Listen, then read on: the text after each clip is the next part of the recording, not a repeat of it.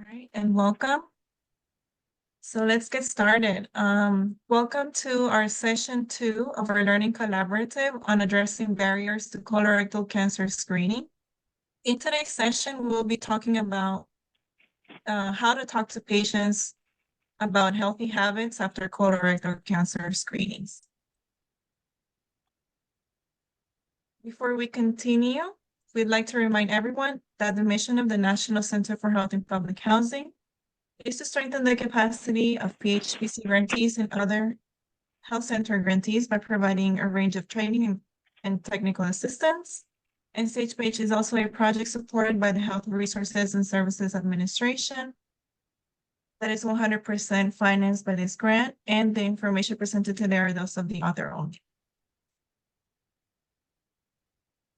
This is a kind reminder that all participants are muted upon entry.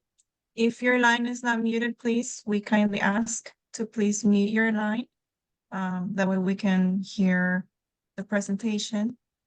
And also, please make sure that you engage in the chat if you have any questions or any comments. In today's session, we are anticipating a high volume of engagement activities. So we hope that you are able to submit your responses in the chat and raise your hand so that we can unmute your line as well. This meeting is also being recorded, and the slides and recording link will be sent to you all via email after today's session.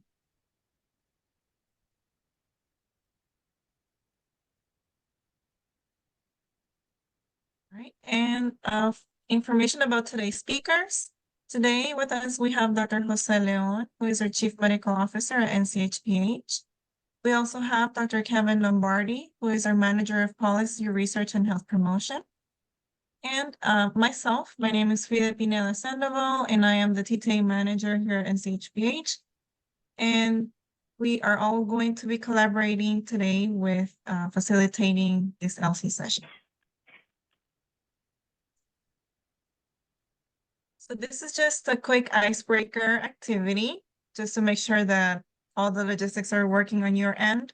Please, in the chat, let us know what is your favorite vacation spot, especially for this upcoming month, for this year, upcoming summer, I promise. Let us know in the chat. I know personally, I love the beach.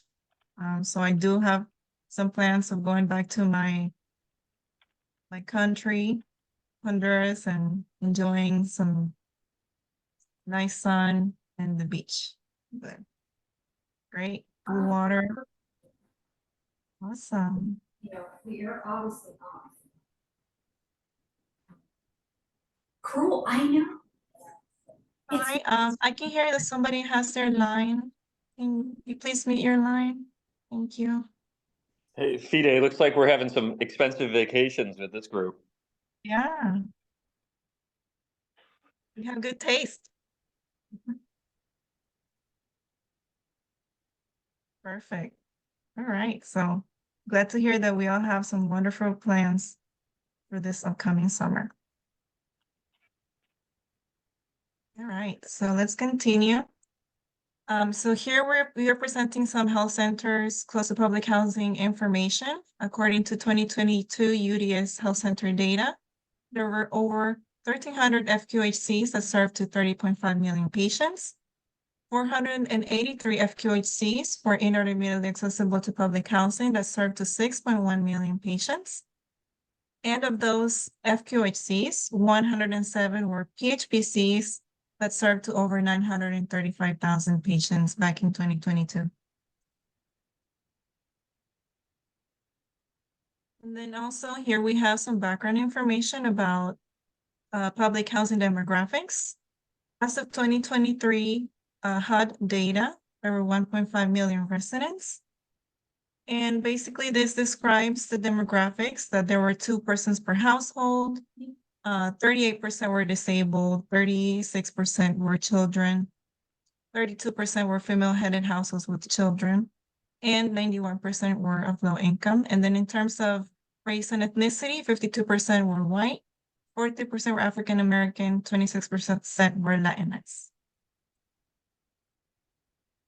And now we'll pass it on to Dr. Jose Leon, who will provide a quick introduction about himself and continue with today's presentation.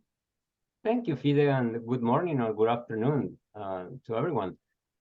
Thank you so much for being with us. And in addition to the icebreaker, if you can tell us your organization and your location, that's going to be very helpful for us to see who is our audience today. So thank you so much again for being with us.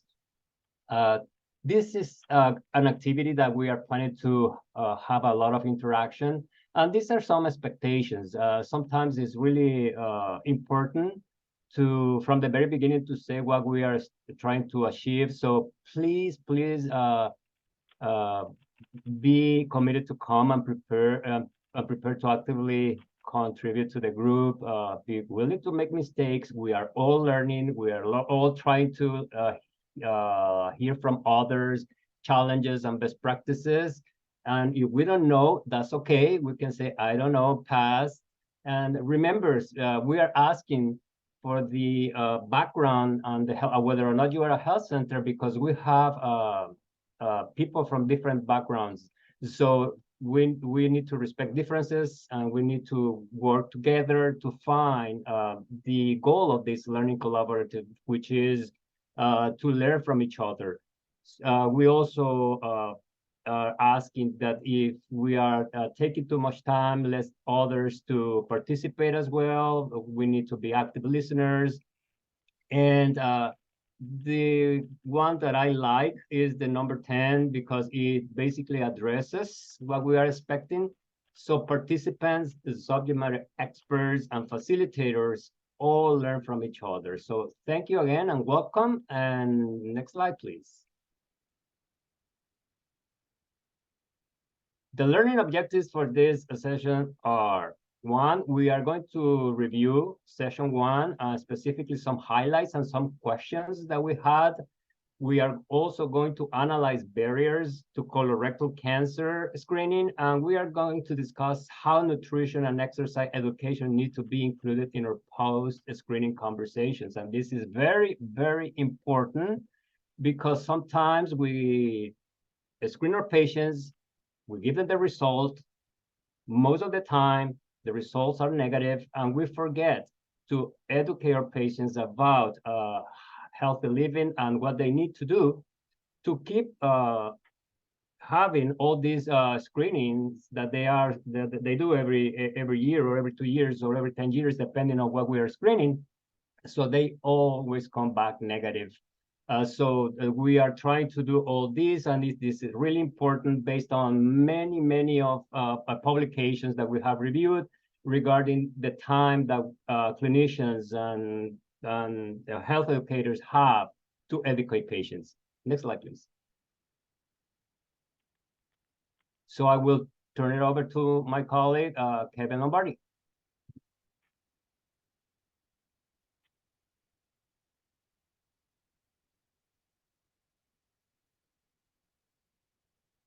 Kevin, you are muted. Can you please unmute your line? Thank you. Oh, here we are. Hi, everyone. Thank you for your service to your communities and for taking some time to go over this information with us today. So my experience with colorectal cancer is as a physician in internal medicine. And I saw colorectal cancer in my training through the range of different areas where it presents in the medical system. As a primary care physician, I worked one-on-one with patients to make sure they got their screening. But in the hospital, from the inpatient ward to the ICU, there was a daily reminder of how many folks do not get their screening and how many terrible incidents of colon cancer are very preventable. So this is, in many cases, low-hanging fruit, but it's difficult to pick. So to provide some insight into how we're doing as clinicians with screening and where are the places where we're having problems, where are the places we're having success, my team performed an analysis of some nationally representative data from health centers, specifically FQACs, to look at really why folks are getting their screening, why they're not, and the key areas for us to focus as clinicians, providers, and program managers to make sure that the patients hear things as often as possible. So I'm going to go through this data a little bit and some extra stuff that I thought would be really interesting for the group as providers and practitioners. We're going to talk about that data and talk about some of the areas clinically where there's need for focus and refocus. Next slide, please. So just we're going to start with a quick table on emotional well-being to kind of show the format of how to read these slides. But with this data, I essentially took patients and separated them by housing status. Here we have all patients in the red, all patients that have QHCs. And the comparison in the green is all HUD-assisted patients. And a second comparison group is public housing patients. So let's go ahead and look at some of the results here. Next slide, please. So here we're looking at emotional well-being and housing status. And essentially what this is you'll notice on the left, these are questions from standardized depression screen. Next slide, please.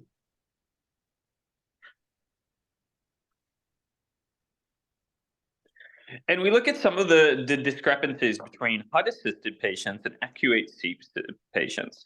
Now, with questions that ask about emotional well-being, we see the very severe impact that housing has on emotional well-being and behavioral health. We see some insight into that, where we notice that our HUD-assisted patients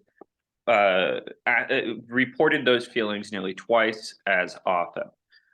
So this is the format. Let's go and look at some data on colon cancer. Next slide, please.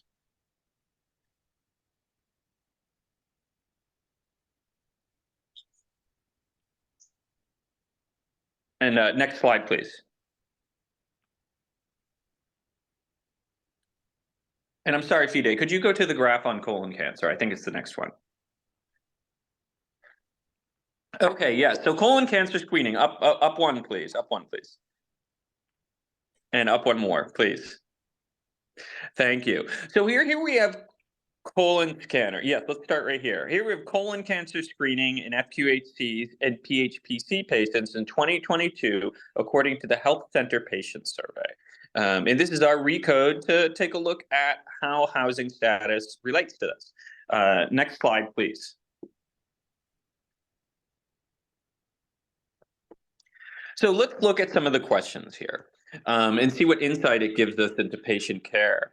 So patients were asked if they've ever had a blood stool test over 65 years or older. And if we look at all other housing and public housing, it's roughly comparable at 58.4 and 61.2%. Next slide, please. This both shows the popularity of the stool test modality and that there's relatively no difference between our traditionally housed and our public housing population. And here is our individuals who have had a colonoscopy or a stool test by age 65. And as we can see, when we look at all of our FQHC patients, 90.5 report that they have had their colonoscopy. And when we look at our HUD-assisted and public housing patients, we notice that 88.3 and 88.1 have had it. So these populations are getting their colonoscopies at pretty high rates. But what about that second, that 10% that aren't? Next slide, please. So the survey asked some follow-ups about patients' reasons for not obtaining colon cancer screenings. And here's where we get insight into some promising practices that we can use in our own practice and at our health centers to make sure the message is getting across. So when patients were asked their reasons for not obtaining colon cancer screening in 2022, the most popular reason was, quote, no reason, never thought about it, 29.5%. The second reason, most common reason, was they didn't know they needed the test at 25.2%. 29.3% and 25.2% respectively of patients who had not had their colonoscopy think they never thought about it or they needed the test. Now, when I was looking at information about these patients and how often they go into their clinic appointments and how much they see physicians, it's pretty clear that they have been talked to before about this. And I can tell you from personal experience, having spoken to patients about screening, and where this data is really helpful is to tell us that the importance of persistent reminders with patients regarding their screening. It is a statistical and logarithmic relationship, and that every time you mention screening to your patient, there is a higher and higher likelihood that they will actually get the screening. As far as best practices and what this tells us is it highlights the importance of a very important data-driven and research-validated tool, which is multi-channel marketing in colon cancer screening advertising.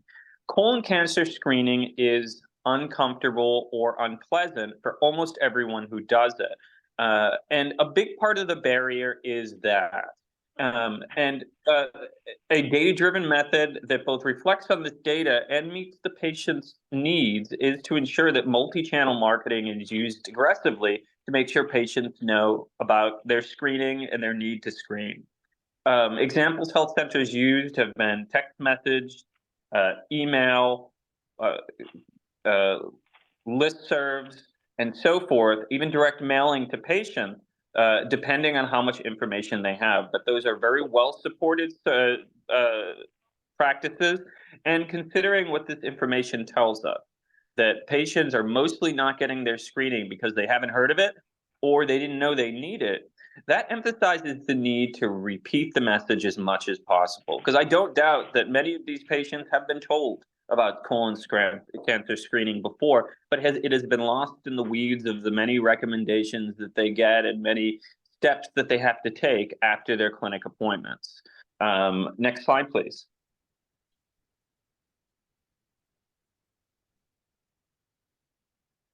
Okay, so let's look at the reasons why those who are getting their colonoscopies are getting their colonoscopies. And let's reflect on how that tells us what works.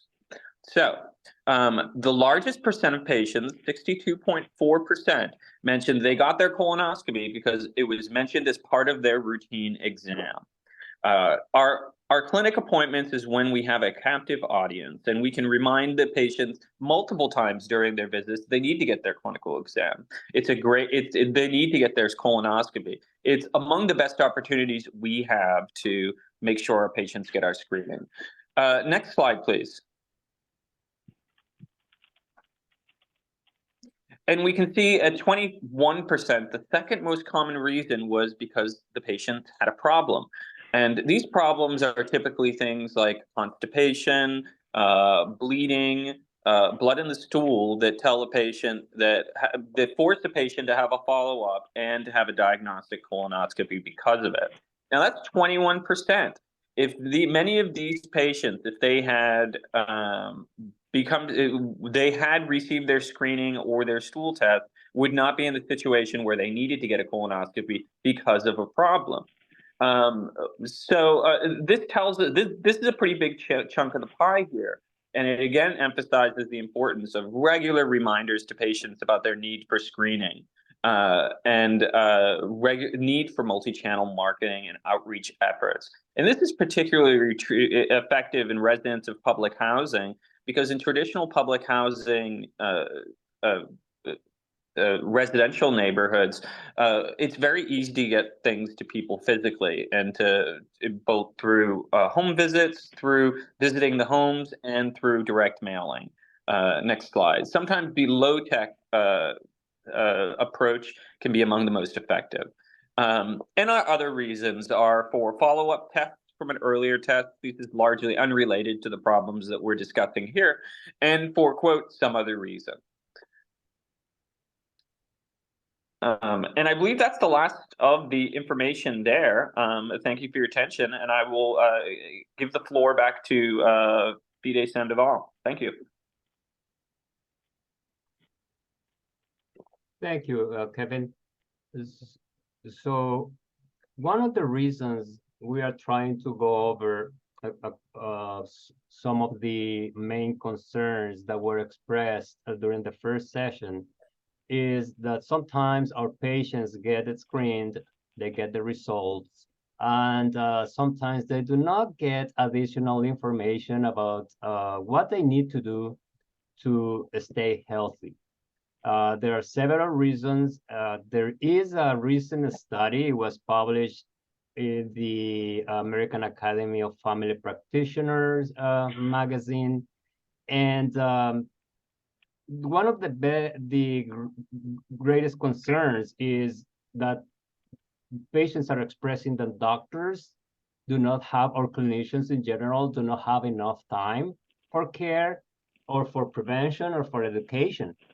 And as you can see, based on the results of the survey presented by AAFP, there are several reasons, and you know many of these reasons, either because your workforce is not big enough, because you are having a lot of turnovers, because burnout.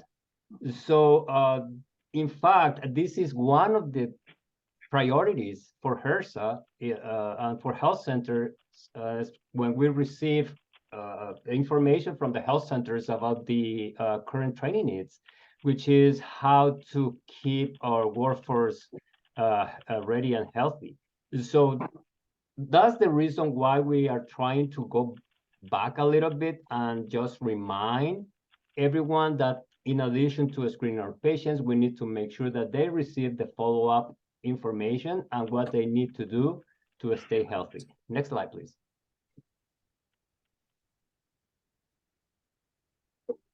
We also discussed that some patients, regardless of what we do, regardless of whether we send reminders or we talk to them, they have issues that they don't want to get screened. We also discussed the reasons. The main concern is fears or mistrust, cultural issues as well. So there was another study that this was performed by NIH, and specifically when you have patients like this, we also discussed the use of motivational interviewing. We need to hear from the patients. If we would like to advise our patients on what they need to do, we need to hear whether they're having fears or mistrust, or they don't like the test, and we need to offer different alternatives. It's not only the colonoscopy, but we also have other tests available that we can offer to our patients, and sometimes they do not know this, and that's the reason why they are not getting screened. Next slide, please. We also went over the colorectal cancer screening recommendations, and if you attended our last session, Molly did an excellent job presenting all these new recommendations, specifically the recommendation on screening people who are 45 and older. If you remember, the recommendation was, the previous recommendation was to screen adults age 50 to 75 years. Now there is a recommendation that we can start from 45 to up to 49 years and over. Next slide, please.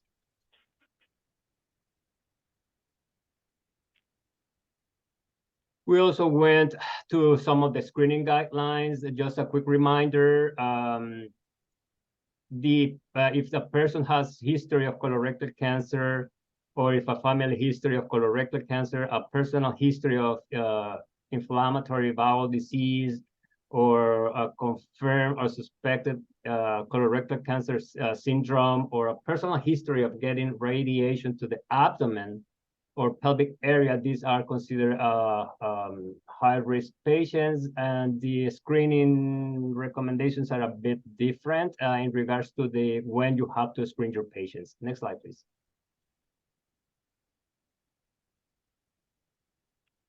We also went over the test options and the time. So we had the stool-based test and the visual exams, and we had a little we spent some time just going over the colonoscopy or the virtual colonoscopy. or the sigmoidoscopy or all the FIT or Cologuard tests that are available on health centers are using to screen their patients. Next slide, please. There was very brief information on how on the colonoscopy interval if someone has a positive result, and these are other guidelines. If you see, this is coming for the Gastro Journal, which are more complex recommendations, and these require the interaction with someone who is an expert on treating and dealing with patients with positive results. Next slide, please. So time for interaction. We would like to go over a case study. We have 3 questions for you. Remember that it's fine if we don't answer the questions right. We are all learning. So let's go over this case study. A 47-year-old patient presents for a routine physical examination. The patient doesn't have a history of colorectal cancer, inflammatory bowel disease, or polyps, or a family history of colorectal cancer. The patient's body mass index is 29 kilogram per square meter, and the A1C level at their last visit was 5.9%. The patient has not been screened for colorectal cancer in prior visits and is hesitant to get screened. So next slide, please.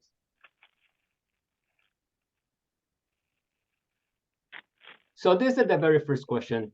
According to the U.S. Preventive Services Task Force recommendation statement, how should this patient be counseled regarding the need for colorectal screening? So these are the options. A, only adults at increased risk of colorectal cancer should begin screening at 45 years of age. B, regardless of risk factors, all patients should be screened for colorectal cancer starting at 45 years of age. The patient is at increased risk of colorectal cancer because of an abnormal body mass index and A1C level, and should be offered screening. The patient has no personal or family history of colorectal cancer, and the net benefit of a screening for colorectal cancer is small, so the patient should be referred to a screening only if a strong preference is expressed. So let's give some time. And I already see some responses in the chat box. Yeah, well, I see that everyone's already providing their responses in the chat, so I'm not going to launch the poll. Excellent. And yes, that is the right answer. So everybody had it right. Great. Excellent. You know, remember that the recommendation from the USPTF is that regardless of risk factors, all patients should be screened for colorectal cancer starting at 45 years of age. Next question. Again, according to the USPSTF recommendation statement, how does the patient's age affect the counseling approach to a screening for colorectal cancer? Be careful, because now you have to choose which of the following statement is the false statement. A screening from 76 to 85 should be based on the patient's individual factors. B, although balancing the risk of disease with increasing potential harm screening, continuing to screen for colorectal cancer from 50 to 75 remains important. C, the incidence of colorectal cancer is similar in all adults from 45 to 75 years. And D, in patients 86 and older, screening likely doesn't confer a survival benefit that surpasses the harm of screening. Which one of these is the false statement?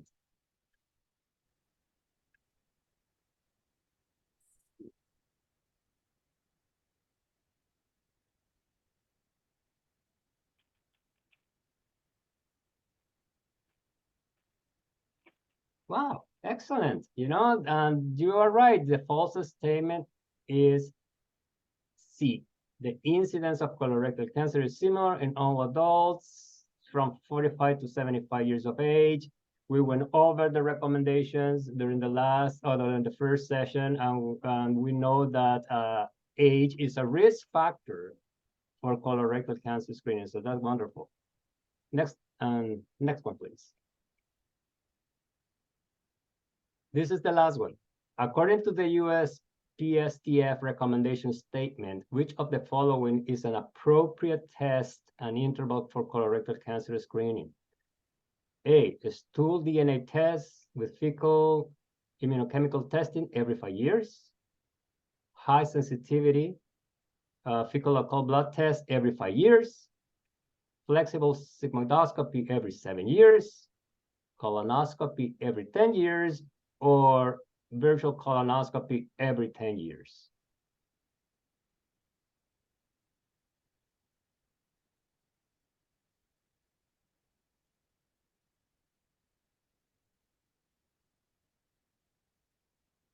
Excellent. Everybody got an A+ today. The right one is colonoscopy every 10 years. If this test and the colonoscopy, the first one is the result is negative. So excellent. Thank you so much for participating. Next slide, please.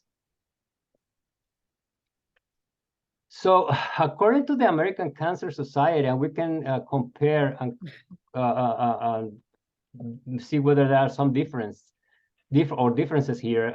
But according to the American Cancer Society, there are top 5 reasons why people don't get screened for colorectal cancer. And Dr. Lombardi went over some of the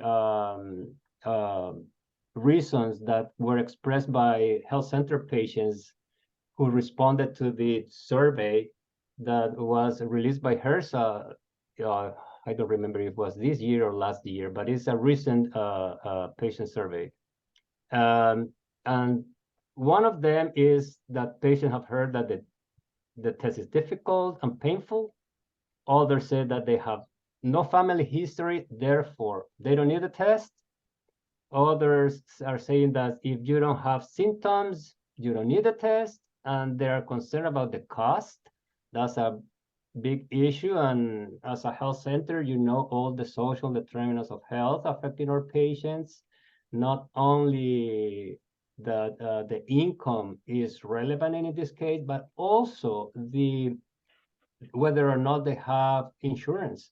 Many of our health center patients are either uninsured or underinsured.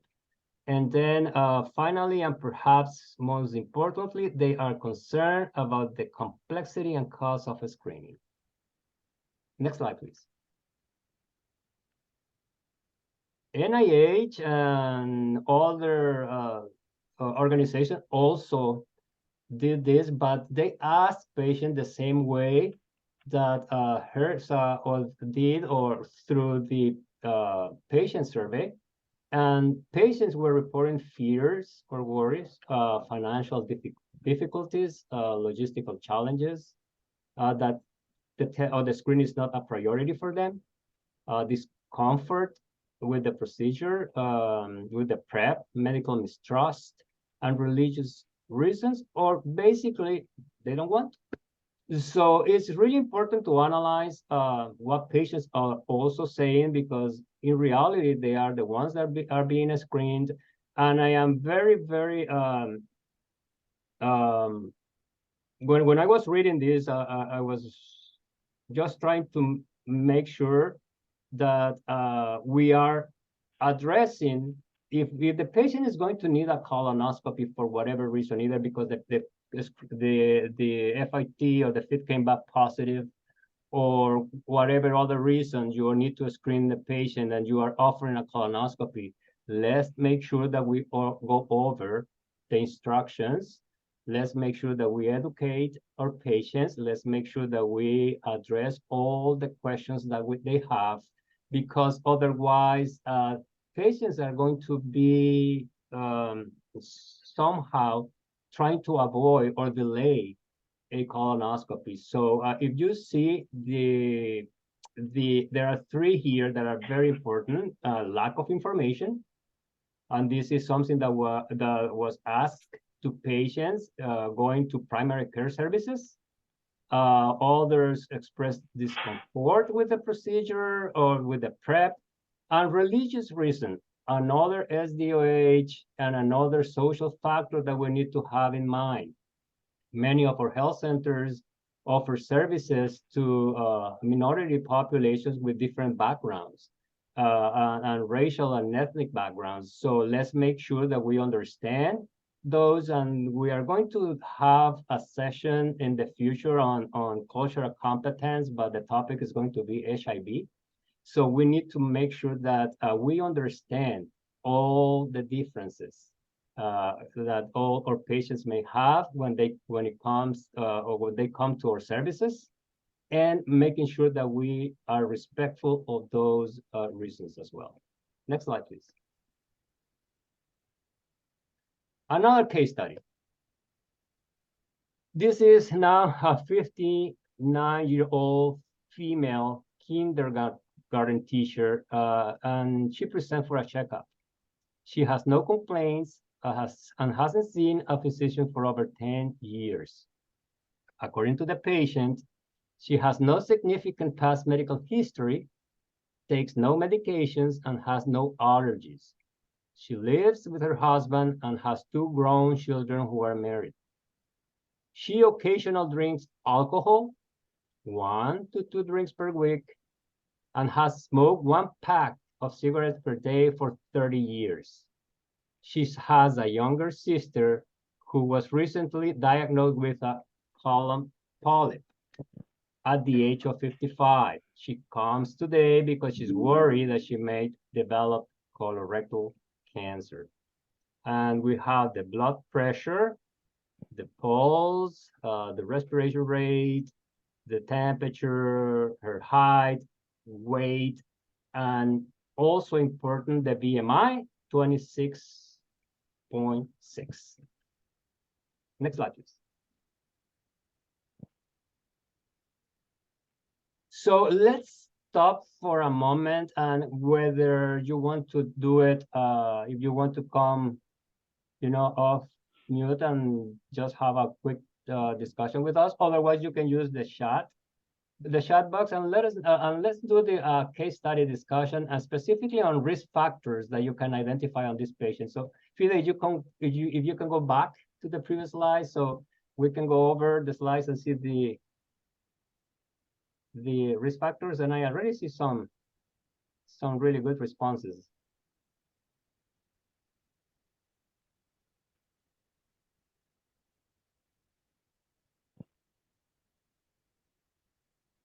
And all these responses are great. I mean, when we go back to the risk that we are going to analyze in a moment, we know that being overweight or being obese is a risk factor for colorectal cancer. The other one, and that is a good one, that she hasn't seen a provider for 10 years.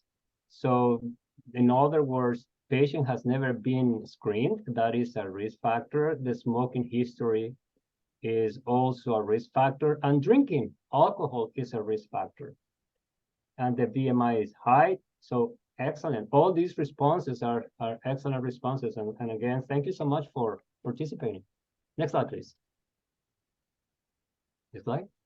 So here we have, according to the American Cancer Society, some of the modifiable factors and some the factors that we cannot modify. And our patient was overweight. We didn't ask, and she didn't say whether she was physically active, but that's another risk factor that we can modify. And the person was a current smoker and was drinking alcohol, and those are considered risk factors that we can modify. There are others that we cannot change, but that we need to mention to our patients. In fact, our patient has a history of colorectal cancer. She referred family history in a sister that she had a result with some polyps. Then inflammatory bowel disease is another risk factor. Family history of colorectal cancer or polyps, some syndromes. racial and ethnic background, type 2 diabetes, that our patient was, her A1C was a little bit high, and previous treatment for certain cancers and night shift work. And it's interesting, I read the last one when I was going over, and the night shift work is, it really, I was a little bit surprised to see this one, and but there is some changes in our metabolism and how we absorb nutrients, and we change our daily habits, and that can be a factor as well. Next slide, please. So the recommendations for patients who are being screened and the result is negative, and this is one of the objectives of this session, is just to remind patients that they need to get screened, and depending on the screen test that you use, you can give them the interval. They need to eat a lot of vegetables, fruits, and whole grains. Eat less red meat, get regular exercise, do not smoke, and avoid alcohol. Let's keep that in mind. And every time that we have the opportunity to discuss the colorectal cancer screen result with our patients, let's give these 7 ways on how they can protect their colon. Next slide, please. Now, we would like you to go on and continue this conversation, but in breakout rooms. So there are 2 slides here. One is, what barriers do you see for your patient to healthy eating? And if you go to the next slide, Philip. Also, what barriers do you see for your patients on for the why they cannot exercise? So we would like to hear about the barriers, but what your health center is doing to address those barriers.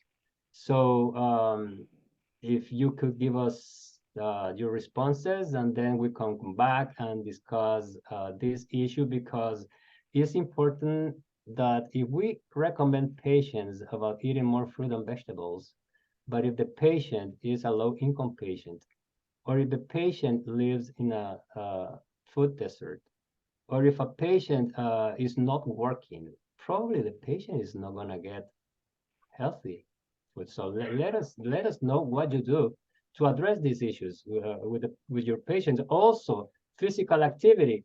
You can recommend 30 minutes, 45 minutes of exercise to your patients, but the patient live in a community that is known to be violent.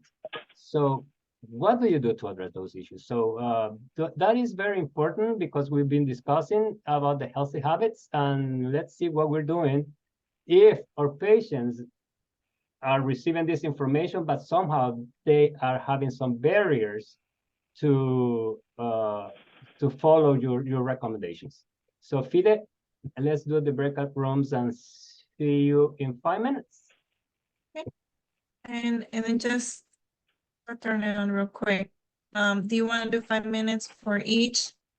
5 minutes for both Fide, healthy healthy eating habits and physical activities, so we can come back. See you all in 5 minutes.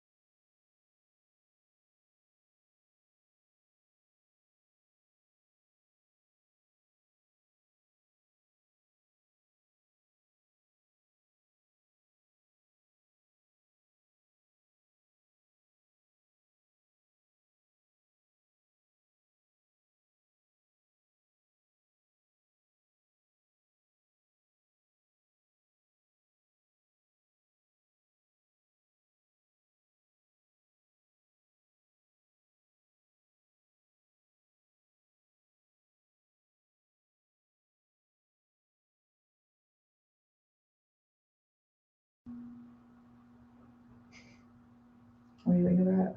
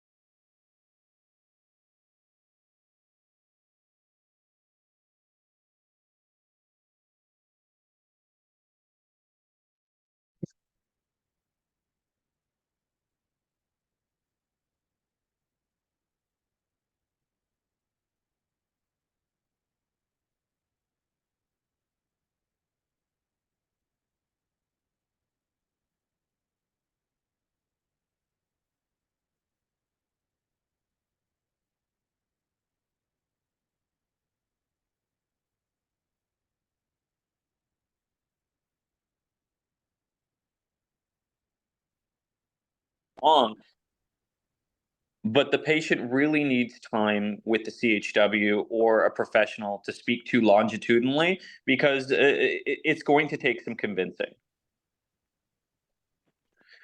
And in the end, there's always going to be people who don't, no matter what, just won't do it. Thank you. I know I had a patient like that I saw in the outpatient setting, and I was very disturbed to see 2 years later that they were in the hospital and they ended up developing colon cancer. That person also didn't want to accept treatment and chemotherapy as well. Ultimately, the patient does have autonomy over their choices, and at times with things like this, when patients aren't following guidelines, that can be particularly scary and very frustrating. And what I've learned, having gone through that too many times, is consistently focusing on what works and consistently focusing on the message might not always get it across, but it will definitely raise the chance of that happening. And ensuring that the patient has the appropriate supportive longitudinal care through a CHW program, social support program, is extremely important. And it is worth mentioning here that the importance of social support for patients who do get cancer. For patients that get cancer, not just colon cancer, having a strong social support network is very important. And when you see people go through chemotherapy and experience it with strong supportive families and without, you can see the difference that this really makes. And that's what we're trying to, in a way, do with CHWs. We are trying to provide comprehensive social support. It may not be family support, but there is very good data to show us that it helps push patients towards better decisions that are more objectively more in their interest. Thank you, Kevin. Thank you for Thank that. And we have 5 minutes, so we had a really nice conversation in our group. Karen took notes, and Dion, she's going to come back and say what we discussed and the solutions that we found. Yeah, so I kind of scribbled a few notes over here. So we have an incredible clinic in Chicago, and one of the issues that they have is just price in general, and they offer cooking classes, Zumba classes, yoga for all abilities. So also they have like chair and wheelchair yoga, and then they have a farmer's market that they also have the patients utilize. Then we have an incredible clinic in Delaware. Their focus is on diabetes mellitus and education. That's really some of the health literacy is some of the issues that they have. Their focus is on creating good habits when eating, creating small goals, which obviously is always going to be easier for the patient, and then just guiding them throughout the process and kind of holding them accountable and letting them know that you're there on their team to assist them throughout the process. Then we have another clinic. I'm kind of saving my clinic for last because I know we have not a lot of time. Connecticut, we had an incredible clinic there, and they also were focused on health literacy and they hand out booklets and talk to the patients about time management and having healthy snacks for on the go versus stopping at McDonald's, and then also preparing meals ahead of time. And then our clinic, which is in Fort Worth, Texas, we actually just got a partnership with CVS and Tarrant Area Food Bank here, and we're going to start classes. It'll be classes twice a week. We're going to be doing this for a year, and we've pulled out specific patients with a hemoglobin A1C over a certain number, and they'll be getting 5 nutritious, ready-to-eat meals per week, 10 pounds of fresh produce per week, 20 pounds of shelf-stable groceries, and then culinary nutrition classes, and then additional assistance with SNAP and WIC and other federal benefits. Thank you so much for that. And You're welcome. group 2, Kevin, somebody who would like to chime in on the conversation? I'll introduce briefly. We had a conversation about both food deserts and physical activity deserts, and how those are both things that are very common throughout the United States in both urban and rural areas. Marcelle Lincoln shared some information with us about her health center, which is in an urban area that has some issues with access to healthy food. Marcelle, would you mind sharing some of those details regarding your organization and how they've dealt with that?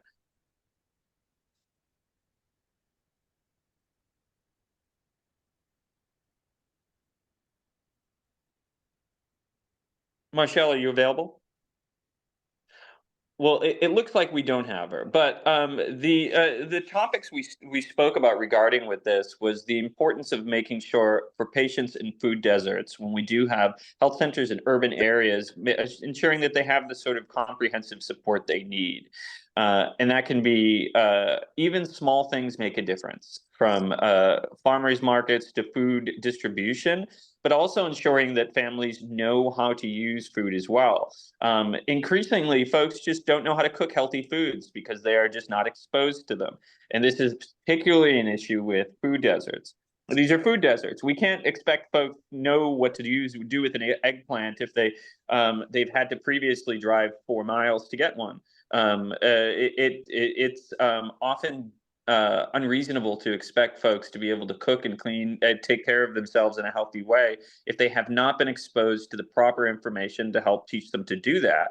And cooking classes and a focus on healthy eating and nutrition in the health center can really help to transform culture and patient action in areas with food deserts, because they allow patients to get that knowledge that has been withheld from them. And I will say with physical activity as well, there's an immense amount of information and knowledge that needs to go into a physical activity routine. This is why they say don't start them without talking to a doctor, because they can be dangerous. People can fall, people can hurt themselves, people can have a small injury which will dissuade them from doing it in the future. And the important thing there, particularly for those of us who are working in rural areas that don't have sidewalks and urban areas that are unsafe, is to create spaces for exercise, both the facilitation of the learning and the places for it to be done.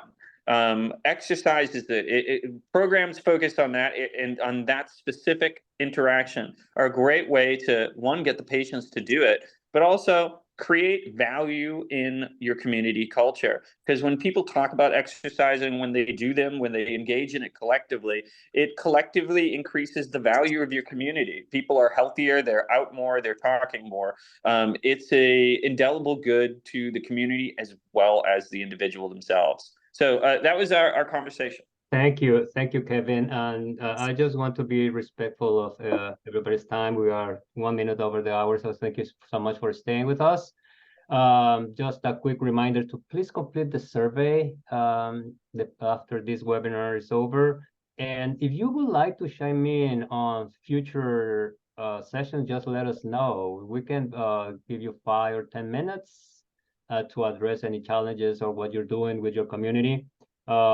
next session is going to be on colorectal cancer screening and messages that we send to patients and reminders. And the last one is going to be on the use of CSWs and how what CSWs are doing to improve colorectal cancer screening. For that one, we are planning to have a health center in Florida.